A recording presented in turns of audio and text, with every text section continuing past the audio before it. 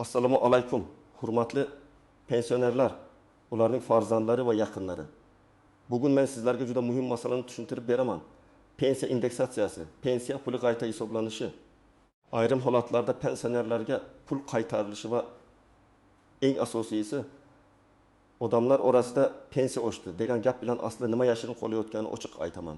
Bu ma'lumot har bir pensionerga nogironlik pensiyasi olayotganlarga, o'quvchisini yo'qotganlik pensiyasi oluvchilarga va ota-onasining pensiyasini tekshirib bermoqchi bo'lgan farzandlarga bevosita tegishli. Agar sizning pensiyangiz oshgan bo'lsa ham, hammasi to'g'ri hisoblangan deb xotirjam bo'lib qolmang. Ba'zi holatlarda indeksatsiya noto'g'ri qo'llanadi. Ish staji, ish haqi, ustamalar, qayta hisoblash sanasi yoki hujjatlardagi ma'lumotlar sababli pensioner o'ziga tegishli pulni kam olayotgan bo'lishi mumkin. Shuning uchun hoziroq kanalga obuna bo'ling. Videoga like bosing va bu ma'lumotni oilangizdagi pensionerlarga yuboring. Chunki bitta kichik tekshiruv ba'zida bir necha 100 ming so'm, hatto bir necha million so'm qayta to'lanishiga sabab bo'lishi mumkin. Men avvalo masalani oddiy qilib tushuntiraman. Pensiya indeksatsiyasi degani inflyatsiya, narx-navoning o'sishi, yashash xarajatlari ko'payishi sababli pensiya miqdorini ma'lum foizga oshirishdir. Ya'ni davlat non yo'q, dori-darmon, kommunal to'lovlar qimmatlashdi. Pensionerning daromadi ham mos ravishda ko'tarilishi kerak degan tamoyil asosida pensiyalarni indeksatsiya qiladi. Lekin muammo shundaki, ko'pchilik pensioner faqat bitta raqamga qaraydi. Kecha pensiyam 1 million 200 ming so'm edi. Bugun 1 million 320 ming so'm bo'ldi. Demak oshibdi. Aslida esa savol boshqacha bo'lishi kerak. Mening pensiyam aynan qancha bo'lishi kerak? Foiz to'g'ri qo'llandimi? Ustamalar ham qo'shildimi? Qayta hisoblash qaysi sanadan boshlandi? Menga o'tgan oylar uchun farq to'lanishi kerakmi? Arxidagi ish haqi ma'lumotim to'g'ri olinganmi? Mana shu savollar javobsiz qolsa, indeksatsiya go'yoki bor, lekin pensioner to'liq foyda ko'rmaydi. Shuning uchun odamlar orasida pensiya indeksatsiyasi aldov ekan degan gaplar paydo bo'ladi. Men buni shunday tushuntiraman. Indeksatsiya mexanizmi o'zi alohida. Pensiyani hisoblash bazasi esa alohida. Agar baza noto'g'ri bo'lsa, unga 10% qo'shsangiz ham natija baribir noto'g'ri bo'ladi. Masalan, odamga aslida 1 million 500 ming so'm pensiya chiqishi kerak bo'lsa, lekin xatolik sabab 1 million 200 ming so'm belgilangan bo'lsa, keyin unga 10% indeksatsiya qo'shilsa 1 million 320 ming bo'ladi. Odam xursand bo'ladi. Lekin aslida indeksatsiyadan keyin u 1 million 620 ming atrofida olishi kerak edi. Farq esa har oy yig'ilib boradi. Avvallari ko'p pensioner pensiya tayinlangandan keyin bu masalaga qaytib qaramasdi. Davlat hisoblab berdi. Demak to'g'ri deb yuraverardi. Lekin hozir vaziyat o'zgardi. Elektron bazalar, davlat xizmatlari, arxiv ma'lumotlari, onlayn murojaatlar, pensiya bo'limiga yozma ariza berish imkoniyati kengaydi. Endi har bir inson o'z pensiyasi qanday hisoblanganini so'rashga, hujjatlarni ko'rishga, xato bo'lsa qayta hisoblatishga haqli. Muhim joyi shuki, agar xato pensiya organi yoki hujjatlarni noto'g'ri kiritish sababli yuzaga kelgan bo'lsa, ayrim holatlarda o'tgan davr uchun ham farq pulini qaytarib olish mumkin. Asosiy qism 1. Nimalarni bilish kerak? Kim xavotir olishi kerak? Kim xotirjam bo'lishi mumkin? Men birinchi navbatda kimlar albatta o'z pensiyasini tekshirtirish kerakligini aytaman. Birinchi toifa, pensiyaga chiqqanda ish staji to'liq kiritilmagan odamlar. Masalan, ayol kishi 30 yil ishlagan, lekin pensiya hisobida 24 yil ko'rsatilgan. Sababi u ishlagan korxonalardan biri yopilgan, arxidan ma'lumot topilmagan yoki mehnat daftarchasidagi yozuv noaniq bo'lgan. Bunday holatda har oy pensiya kam chiqishi mumkin. Agar keyinchalik arxidan hujjat topilsa, u qayta hisoblatish kerak. Ikkinchi toifa, yug'ori maosh olgan, lekin pensiya hisobida pastroq ish haqi ko'rsatilgan odamlar. Rahmat aka 1995 yildan 2005 yilgacha zavodda ustachi bo'lib ishlagan. O'sha davr uchun maosh korxona bo'yicha yaxshi bo'lgan, lekin pensiya tayinlanganda faqat minimal yoki o'rtacha ma'lumot olingan. Haqiqiy ish haqi to'liq tasdiqlanmagan. Natijada pensiya bazasi pasayib ketgan. Endi Rahmat aka har safar indeksatsiya bo'lganda pensiyam oshdi deb o'ylaydi. Lekin aslida uning boshlang'ich hisob kitobi to'g'ri bo'lgani uchun u yillar davomida kam pul olayotgan bo'lishi mumkin. Uchinchi toifa nogironlik pensiyasi olayotganlar. Bu yerda guruh o'zgarishi, mehnat staji, parvarish, ustama, ijtimoiy yordamlar, kompensatsiyalar aralashib ketishi mumkin. Masalan, ikki guruh nogironligi bo'lgan fuqaro dori-darmon xarajatlari sababli qo'shimcha yordam yoki muayyan ustamalarga haqli bo'lishi mumkin. Lekin hujjat yangilanmagani uchun bu ustama qo'shilmagan bo'ladi. Indeksatsiya faqat asosiy pensiyaga qo'llanadi yoki ayrim to'lovlar boshqacha tartibda oshiriladi. Shuning uchun nogironlik pensiyasida mening umumiy olayotgan pulim oshdi degan gap yetarli emas. Qaysi qismi asosiy pensiya, qaysi qismi ustama, qaysi qismi kompensatsiya ekanini ajratish kerak. 4-toifa. Boquvchisini yo'qotganlik pensiyasi oluvchilar. Bu holatda oila a'zolari soni bolalarning yoshi, o'qishi, mehnatga layoqatsizligi, boquvchining ish staji va ish haqi katta ahamiyatga ega. Masalan, 12 nafar farzandi uchun boquvchisini yo'qotganlik pensiyasi oladi. Farzandlardan biri 12 yoshga to'lgan, lekin oliy ta'limda kunduzgi shaklda o'qishni davom ettiryapti. Agar bu haqida o'z vaqtida hujjat topshirilmasa, to'lov to'xtatilishi yoki kamayishi mumkin. Aksincha, hujjat topshirilsa, pensiya davom etishi kerak bo'lgan holatlar ham bo'ladi. 5-toifa pensiyaga chiqqandan keyin ham ishlaganlar. Ko'pchilik shunday deb o'ylaydi. Pensiyaga chiqdim, keyin yana 5 yil ishladim. Demak, pensiyam avtomatik ko'payishi kerak. Bu har doim ham avtomatik ravishda odam kutganidek bo'lavermaydi. Ish staji qo'shilishi, badallar, rasmiy ish qayta hisoblash tartibi. Ariza berish zarurati kabi jihatlar bor. Agar ishlagan yillaringiz pensiya hisobida aks etmagan bo'lsa, siz albatta pensiya bo'limidan izoh talab qilishingiz kerak. Endi aniq misollar bilan tushuntiraman. Birinchi misol. Matluba opa 1 million ming so'm pensiya olardi. Indeksatsiyadan keyin pensiyasi 1 million 2 ming so'm bo'ldi. U 1 ming so'mga oshgani xursand bo'ldi. Lekin farzandi uning hujjatlarini tekshirib ko'rsa, 2 yil tikuv fabrikasida ishlagan davri stajga kiritilmagan. Arxivdan ma'lumot topildi. Qayta hisoblanganda asosiy pensiya 1 million 300 ming so'm bo'lishi kerakligi ma'lum bo'ldi. Indeksatsiyadan keyin esa bu raqam yanada yuqori bo'ladi. Demak, bu yerda muammo indeksatsiyada emas, indeksatsiya qo'llanayotgan asosiy pensiya noto'g'ri bo'lganda. Ikkinchi misol. To'g'ri aka har oy 1 million 800 ming so'm pensiya oladi. U menda ham xato bordi deb xavotirga tushdi. Tekshirtirsa, ish staji to'liq, ish haqi ma'lumotlari to'g'ri, ustamalari qo'shilgan, indeksatsiya sanasi ham to'g'ri. Bunday holatda odam ortiqcha xavotir olmasligi kerak. Men har doim aytaman, tekshirish vahima uchun emas, aniqlik uchun kerak. Agar hammasi to'g'ri bo'lsa, bu ham yaxshi natijasi. 3-misol. Dilbar opa pensiyani plastik karta orqali oladi. U bankdan kelgan SMSda faqat tushgan umumiy summani ko'radi. Lekin qaysi oy uchun qancha indeksatsiya farqi bormi, qarzdorlik qaytarildimi, ushlab qolish bormi bilmaydi. Bir oy 1 million 1 ming tushdi. Keyingi oy 1 million 600 ming tushdi. U pul qaytarishdi deb o'yladi. Aslida esa bu 2 oylik farq indeksatsiya sanasidan to'lov sanasigacha bo'lgan qo'shimcha yoki boshqa to'lov bo'lishi mumkin. Shuning uchun faqat SMS ga qarab xulosa chiqarish noto'g'ri. Pensiya bo'limidan to'lov tafsilotini olish kerak. Endi eng muhim nozik joylarga o'tamiz. Birinchi nozik jihat pensiya oshishi va real daromad oshishi bir xil narsa emas. Agar pensiya 10% ga oshsa, lekin dori-darmon, oziq-ovqat, kommunal to'lovlar 15-20% ga qimmatlashsa, pensiya o'zini bo'ygandek his qilmaydi. Shu sababli odamlar pensiya oshdi deyishyapti.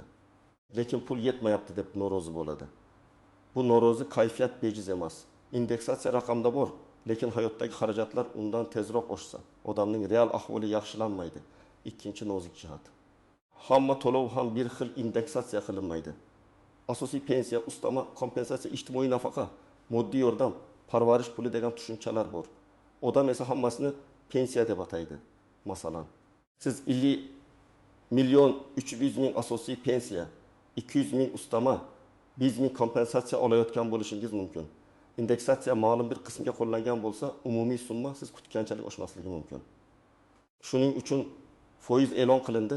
Nega mening pulim aynan shuncha foizga oshmadi degan savolga javob topish uchun to'lov tarkibini ko'rish kerak. 3-nozik jihat qayta hisoblash har doim ham avtomatik bo'lmasligi mumkin. Ba'zi holatlar bazada ko'rinadi va tizim o'zi yangilaydi. Lekin arxiv hujjati, qo'shimcha staj, sud qarori, ish haqi haqida ma'lumot, familiya o'zgargani, mehnat daftarchasidagi xato kabi masalalarda odamning o'zi harakat qilishi kerak bo'ladi.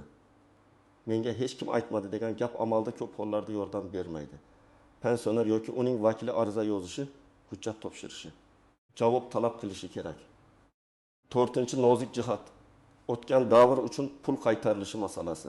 Bu joyda odamlar eng ko'p adashadi. Ba'zilar 2 yil kam olganman, endi hammasini qaytarib berishsin deydi. Lekin qonunchilikda qayta hisoblash, xatoni tuzatish, o'tgan davr uchun to'lash bo'yicha aniq cheklovlar, muddatlar va shartlar bo'lishi mumkin. Agar xato pensioner hujjatni vaqtida bermagani sababli yuzaga kelgan bo'lsa, bir tartib qo'llanadi. Agar xato organ tomonidan noto'g'ri hisoblash sababli bo'lsa, boshqa tartib bo'lishi mumkin. Shuning uchun har bir holat alohida ko'riladi. Men sizlarga noto'g'ri umid bermayman. Lekin tekshirmasdan turib menga baribir pul qaytmaydi deb ham o'ylamang. 5-nozik jihat. Pensiya bo'yicha og'zaki javob bilan cheklanib qolmang. Ba'zan odam pensiya bo'limiga boradi, navbat kutadi. Mutaxassis unga hammasi to'g'ri deydi. Odam uyiga qaytadi. Lekin ertaga xato aniqlansa sizda dalil yo'q. Shuning uchun men doim yozma ariza berishni maslahat beraman.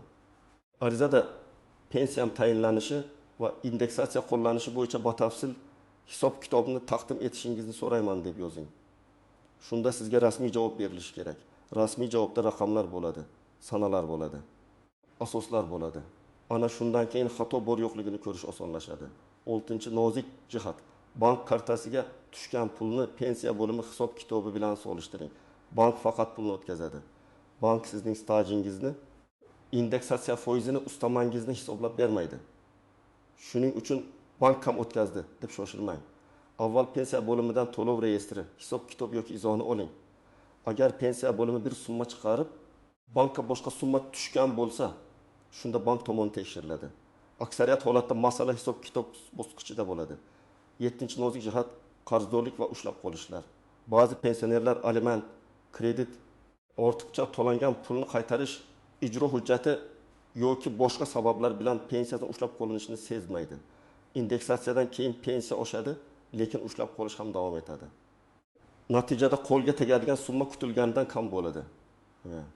Bunday holatda menga indeksatsiya bermadi deyishdan oldin pensiyadan ushlab qolinayotgan summa bor yo'qligini aniqlash kerak. Endi men sizga aniq yo'l xaritasini beraman. Birinchi qadam, oxirgi 6 yoki 12 oyda olgan pensiya summalaringizni yozib chiqing. Agar SMSlar bo'lsa, saqlang. Bank ilovasidan ko'chirma oling. Qaysi oy qancha tushganini jadval qilib yozing. Bu oddiy ishdek ko'rinadi. Lekin keyin farqni ko'rishda juda yordam beradi. Ikkinchi qadam, pensiya bo'limiga yoki tegishli davlat xizmatlari orqali murojaat qilib, pensiyangizning batafsil hisob kitobini so'rang. Arizada quyidagilarni yozish mumkin. Menga tayinlangan pensiya miqdori, hisobga olingan ish staji, ish haqi davrlari, qo'llangan ustamalar, indeksatsiya sanalari va miqdorlari, oxirgi qayta hisoblash natijalari bo'yicha yozma ma'lumot berishingizni so'rayman. Shu jumla juda muhim. Chunki siz faqat pensiyamni tekshirib bering desangiz, umumiy javob olishingiz mumkin. Batafsil hisob kitob so'rasangiz, aniq raqamlar talab qilgan bo'lasiz. 3-qadam, hujjatlaringizni to'plang. Eng keraklilari: pasport yoki ID karta, pensiya guvohnomasi bo'lsa, mehnat daftarchasi, ish joylaridan olingan ma'lumotnomalar, arxiv ma'lumotlari, ish haqi to'g'risidagi spravkalar. Harbiy xizmat yoki bola parvarishi davriga oid hujjatlar, nikoh yoki familiya o'zgarishi haqidagi guvohnoma, nogironlik bo'yicha tibbiy mehnat ekspert komissiyasi hujjatlari, boquvchisini yo'qotganlik holatida o'lim guvohnomasi va qarindoshlikni tasdiqlovchi hujjatlar. Agar farzand oliy ta'limda o'qiyotgan bo'lsa, kunduzgi ta'limda o'qiyotgani haqida ma'lumotnoma ham kerak bo'lishi mumkin. 4-qadam. Mehnat daftarchasidagi barcha yozuvlarni tekshiring. Korxona nomi aniq yozilganmi? Ishga kirgan va chiqqan sana bormi? Muhr bormi? Imzo bormi? Lavozim ko'rsatilganmi?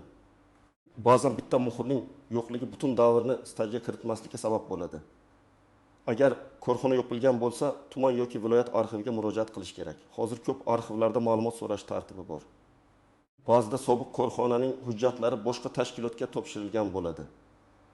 Shuning uchun birinchi rad javobini olganingiz bilan to'xtab qolmang. 5-qadam, ish haqi ma'lumotini alohida tekshiring. Pensiya miqdoriga faqat staj emas, balki ish haqi ham ta'sir qilishi mumkin. Agar siz bir davrda yuqori maosh olgan bo'lsangiz, lekin hujjatda past maosh ko'rsatilgan bo'lsa, bu pensiyani kamaytiradi. Ish haqi ma'lumotnomasida oylar bo'yicha summa, tashkilot muhri, mas'ul shaxs imzosi, berilgan sana, arxiv raqami bo'lishi kerak. Noaniq umumiy yoki xatosi bor spravka keyinchalik muammo tug'diradi. 6-qadam. Rasmiy javobni olganingizdan keyin uni solishtiring. Hisoblangan staj siz bilgan stajga mosmi? Indeksatsiya qaysi sanadan qo'llangan? O'tgan davr uchun farq hisoblanganmi? Ustamalar bor yo'qligi ko'rsatilganmi? Agar tushunmasangiz, farzandingiz huquqshunos mahalla maslahatchisi yoki tajribali mutaxassis bilan birga o'qing. Eng katta xato shuki, odam rasmiy javoblarni tekshirmaydi, lekin undagi raqamlarni xato topsangiz. Qayta hisoblash haqida yozma ariza bering. Arizada aniq yozing. Falon davrdagi ish stajim hisobga olinmagan. Falon korxonadagi ish haqi ma'lumotim inobatga olinmagan. Indeksatsiya noto'g'ri sanadan qo'llangan deb hisoblayman. O'tgan davr uchun farq summasini hisoblab berishingizni so'rayman. Hujjat nusxalarini ilova qiling. Arizani 2 nusxada tayyorlang. Bir nusxasiga qabul qilingan sana va kirim raqamini qo'ydirib oling yoki elektron yuborsangiz, yuborilganini tasdiqlovchi ma'lumotni saqlang. 8-qadam. Javobdan norozi bo'lsangiz, yuqori turuvchi organga shikoyat qiling. Avval tuman pensiya bo'limi, keyin viloyat darajasi, zarur bo'lsa tegishli vazirlik yoki sud tartibi. Men sudga darrov yuguring demayman. Lekin sizda rasmiy javob, hujjat, raqamlar, dalillar bo'lsa, o'z haqingizni talab qilish imkoniyatingiz kuchayadi. Og'zaki gap bilan esa hech narsa isbotlash qiyin. 9-qadam. Har bir indeksatsiyadan keyin pensiyangizni yana bir marta tekshirib boring. Bu degani har oy idoraga yuguring degani emas. Lekin yangi summa tushganda eski summa bilan solishtiring. E'lon qilingan oshirish sanasini bilib oling. Agar oshirish il sanadan bo'lsa, lekin pul keyingi oyda tushsa, o'rtadagi farq qay tarzda to'langanini tekshiring. Ba'zan farq alohida tushadi, ba'zan umumiy summa ichida keladi. 10-qadam. Yaqinlaringizga yordam bering. Ko'p pensionerlar hujjat yig'ish, ariza yozish, elektron tizimdan foydalanishda qiynaladi.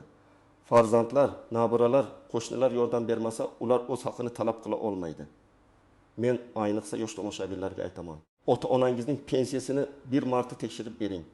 Bu hurmat ham, amaliy yordam ham. Ba'zida odamlar yillar davomida kam pul olib yuradi. Chunki birorta farzandi hujjatlarga qarashga vaqt ajratmagan bo'ladi. Xulosa shuki, pensiya indeksatsiyasi bor. Lekin bu har bir pensioner avtomatik ravishda o'ziga tegishli barcha pulni to'liq olayapti degani emas. Eng katta xavf asosiy hisob-kitobdagi xatoda staj kiritilmagan, ish haqi noto'g'ri olingan, ustama qo'shilmagan, indeksatsiya sanasi noto'g'ri qo'llangan yoki o'tgan davr farqi hisoblanmagan bo'lishi mumkin. Shuning uchun men sizga vahima emas, tekshiruvni tavsiya qilaman. Agar hammasi to'g'ri bo'lsa, ko'nglingiz xotirjam bo'ladi. Agar xato chiqsa, yozma ariza berib, qayta hisoblashni talab qilasiz. Hujjatingiz bo'lsa, dalilingiz bo'lsa, rasmiy murojaatingiz bo'lsa, o'z haqingizni olish imkoniyati ancha yuqori bo'ladi. Eng muhimi, hech qachon faqat menga shunday deyishdi degan og'zaki javob bilan cheklanib qolmang. Pensiya bu sadaqa emas, bu insonning yillar davomida qilgan mehnati, to'lagan badallari, qonuniy huquqi natijasidir. Sizdan iltimos, izohlarda yozib qoldiring. Oxirgi indeksatsiyadan keyin pensiyangiz qancha oshdi? Sizda staj yoki ish haqi bo'yicha muammo bo'lganmi? Pul qayta hisoblanib, farqi to'langan holatga duch kelganmisiz? Sizning tajribangiz boshqa pensionerlarga juda katta yordam berishi mumkin. Videoga like bosing, kanalga obuna bo'ling va bu ma'lumotni albatta ota-onangiz, qarindoshlaringiz va qo'shnilaringizga yuboring. Chunki bugungi tekshiruv ertangi yo'qotilgan pulning oldini olishi mumkin.